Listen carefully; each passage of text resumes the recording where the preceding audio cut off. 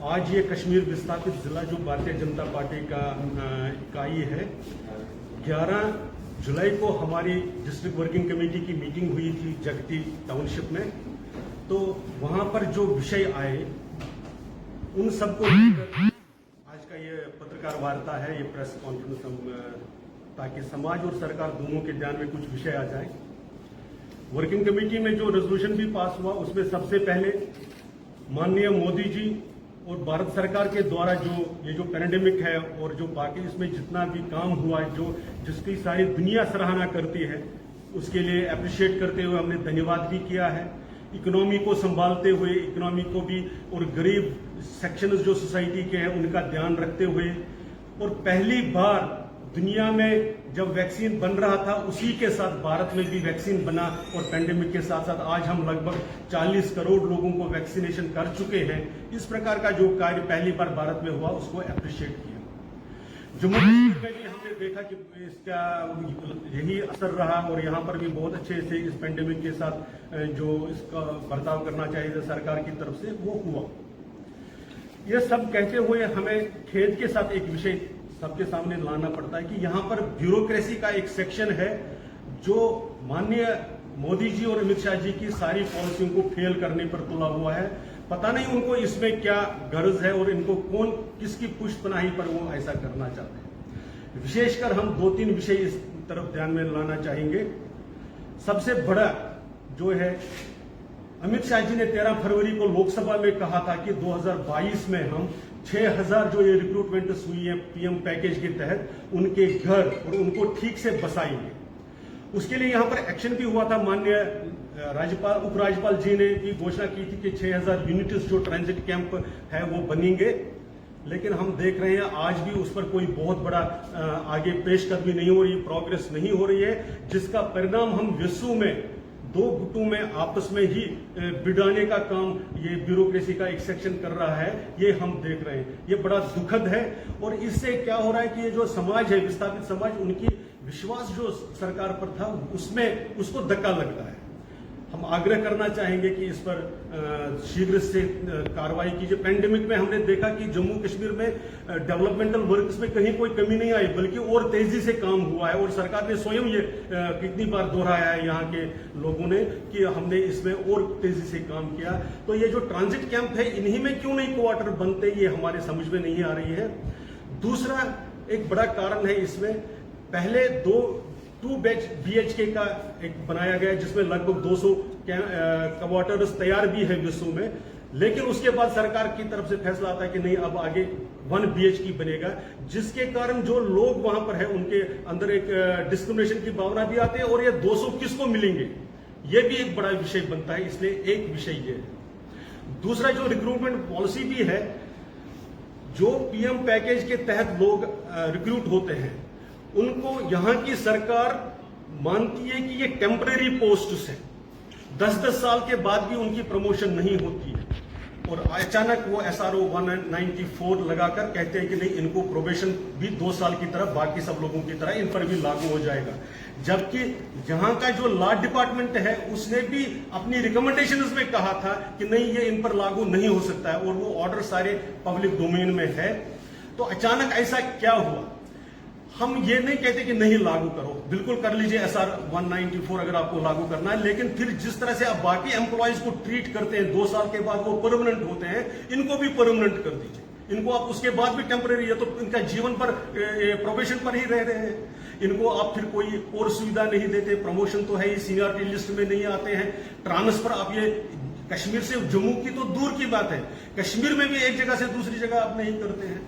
तो हमारा ये कहना है कि ये अन्यायपूर्ण रवैया, ये डिस्क्रिमिनेटरी रवैया नहीं चलना चाहिए, इसको रोकिए, और जो नियम कानून है, जो सही कानून है वो उसी पर लागू कर। अगर आप इनको मानते हैं कि ये स्टेट के परमानेंट एम्प्लॉइज हैं तो उसी तरह से ट्रीट कर दीजिए जैसे बाकी सब एम्प्लॉइज को करते हैं। ये हमारा इस बारे में निवेदन है। राजीव जी, तीसरी बात, इसमें एक विषय बड़ा जो आया कि सरकार ने पीछे कुछ सोच समझकर ही ड्यूटीज असाइन कर दिए, PHE, जल शक्ति डिपार्टमेंट, PDD, इन सबको कर दिया कि ये जो ट्रांजिट कैंपस है, चाहे नगरोटा जगती है, चाहे कोई भी है, या कश्मीर में है, ये जो वहां के डिपार्टमेंट है इनके, वो इनकी देखभाल करेंगे। लेकिन पिछले 3 महीने से हमने देखा रिलीफ ऑर्गेनाइजेशन ने तो कहा कि ये अब उनकी जिम्मेवारी है, वो डिपार्टमेंट से भी अपनी जिम्मेवारी उन नहीं कर रहे हैं, तो सफर लोग कर रहे हैं। अगर ट्रांसफार्मर जल रहा है, लोगों को पता ही नहीं कि ये कौन ठीक करेगा।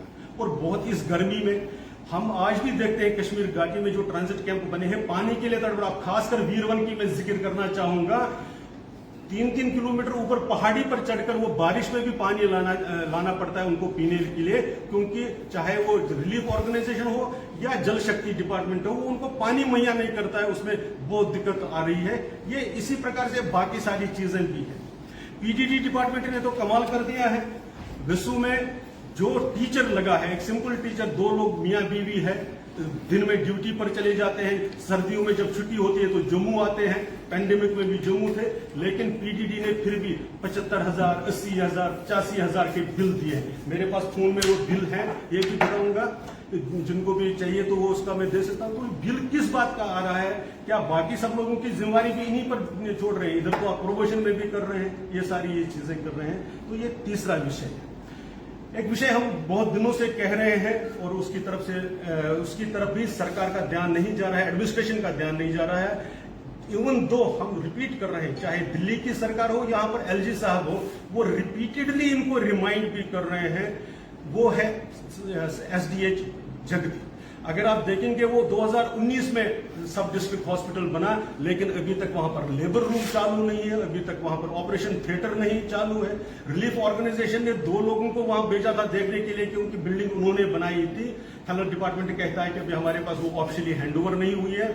तो उसमें जो रिपेयरमेंट चाहिए थे, टाइलें बिछी हुई, अभी वो टूटी हुई है, वहां पर ओटी तैयार नहीं हो रहा है, वहां पर लेबर रूम तैयार नहीं हो रहा है, इसलिए वो सब डिस्ट्रिक्ट हॉस्पिटल नहीं है, वो सब डिस्ट्रिक्ट डिस्पेंसरी भी नहीं है। और इसकी वजह से लोगों को कितनी दिक्कत आ रही है। हम माननीय उपराज्यपाल साहब से और बाकी सबसे निवेदन करना चाहते हैं कि इन विषयों की तरफ वो जरूर ध्यान दे। और एडमिनिस्ट्रेशन में ये जो तबका है, आपको हैरानी होगी कि पहले सरकारों में शुरू से ही एक 5 करोड़ रुपए का मेडिकल जो लाइबिलिटीज है, जो गरीब ऐसे लोगों के लिए रिलीफ कमिश्नरी देते थे, उसको कॉर्पस फंड मानकर उसका इंटरेस्ट रिलीफ ऑर्गेनाइजेशन को आता था। 4-4 साल वो इंटरेस्ट ही नहीं दिया। तो इस सेक्शन को बहुत ऐसा एक मानते हैं कि ये गैर जरूरी सेक्शन है समाज का, और इनको कश्मीर, इसमें जो स्मेल आती है या इसमें जो विजिबली दिखता है कि विस्थापित समाज वापस ना आए, क्योंकि अगर ये 6,000 परिवार जो इनके साथ, ये सिर्फ 6,000 एम्प्लॉयमेंट नहीं है, 6,000 परिवारों को अगर आप सही से वहां पर बसा लेते हैं, इनका रिहेबिलिटेशन हो जाता ठीक से, तो इसमें क्या बाकी समाज भी टेम्प्ट होता है कि हाँ वहां पर अब हालात ठीक है।